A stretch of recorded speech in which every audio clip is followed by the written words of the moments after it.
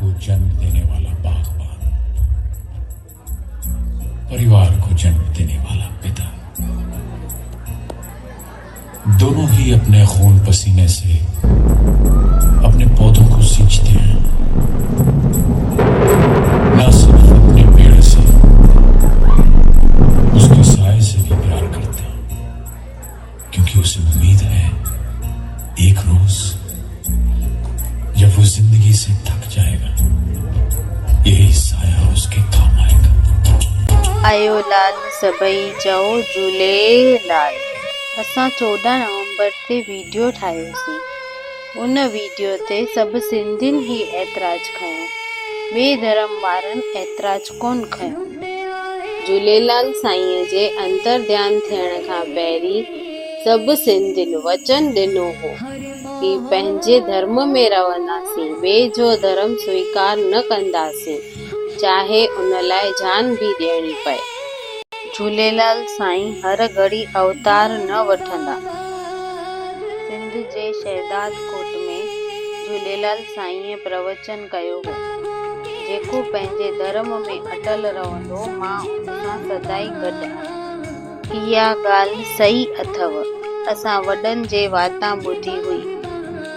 सिंध में हिकु संत महात्मा धर्म जे प्रचार लाइ निकिता हुआ।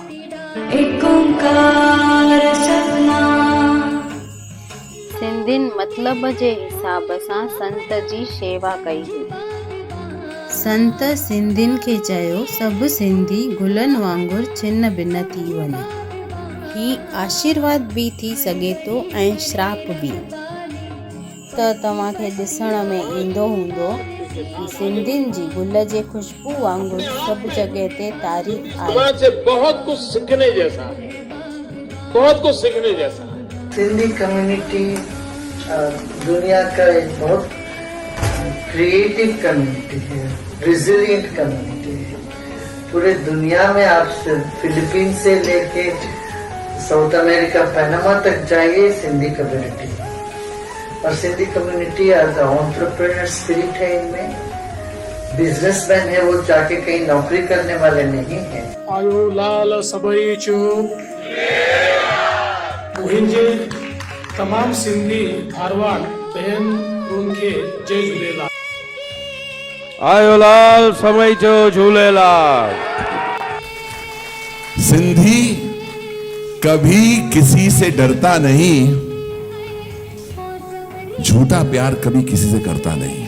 देखिए सिंधी, अब ये मेरी जिंदगी की बात है, क्योंकि मैंने इसको एक्सपीरियंस किया है विकी के जरिए, तो ये शायरी यहीं से निकल रही है कि सिंधी कभी किसी से डरता नहीं, झूठा प्यार कभी किसी से करता नहीं। सिंधियुनि जो किथे वजूद को संत जो ही श्राप सिंधियुनि खे आशीर्वाद वांगुरु लॻंदो आहे। सिंधियुनि जी हींअर जी परिस्थिति खे ॾिसी करे ही श्राप वांगुरु लॻे थो।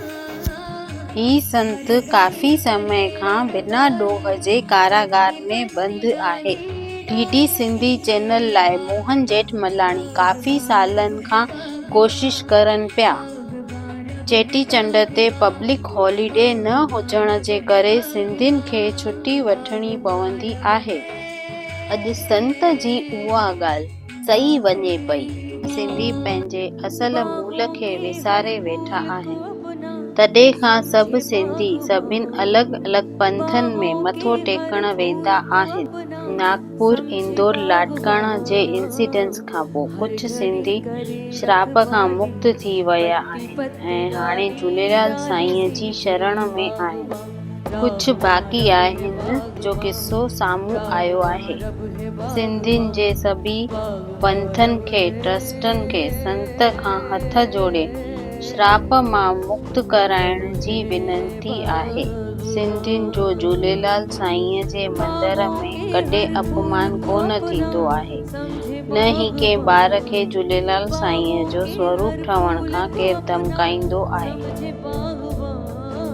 झूलेलाल साईं हर घड़ी अवतार न वठंदा। सिंधियुनि जे सभी ट्रस्टनि खे, पंथनि खे झूलेलाल साईंअ जा लीला प्रचार करे संत खे हथ जोड़े श्राप मां मुक्ति कराइण जी विनंती आहे।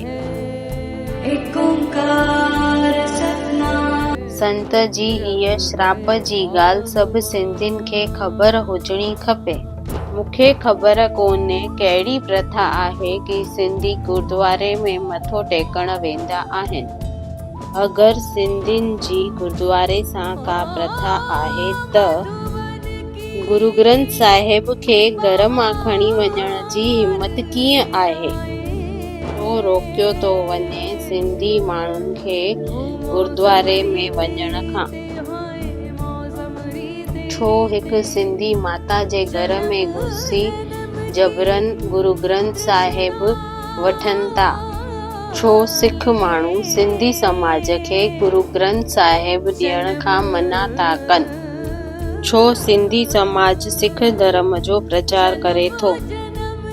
असां गुरुद्वारे में कॾहिं सनातन संस्कृति जा भॻवान श्री राम, श्री कृष्ण या साईं झूलेलाल जी का तस्वीर ॾिठी न कॾहिं उन्हनि खे प्रार्थना पलव कंदे ॾिठो। मां कॾहिं कोन ॾिठो आहे कि सिंधी ऐं सिख गॾिजा हुजनि ऐं जय झूलेलाल चयो हुजे।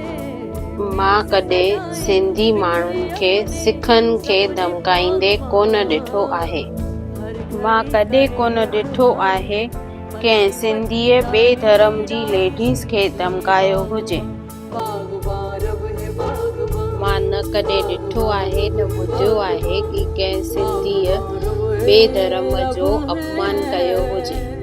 सिंधियुनि जो झूलेलाल साईंअ जे मंदर में कॾहिं अपमान कोन थींदो आहे। सभु सिंधियुनि खे, ट्रस्टनि खे, पंथनि खे सिंधी समाज जे अपमान न थिए उन लाइ झूलेलाल साईंअ जो प्रचार करणु खपे। झूलेलाल साईंअ जे अंतर्ध्यान थियण खां पहिरीं सभु सिंधियुनि वचन ॾिनो हो कि पंहिंजे धर्म में रहंदासीं, ॿिए जो धर्म स्वीकार न कंदासीं, चाहे उन लाइ जान भी ॾियणी पए। सिंधियुनि खे सिंधी समाज एकता चैनल खे लाइक, शेयर ऐं सब्सक्राइब करणु खपे। तव्हांखे हीअ जानकारी सही लॻी हुजे त हिन वीडियो खे शेयर करे झूलेलाल साईंअ जा प्रचार करियो।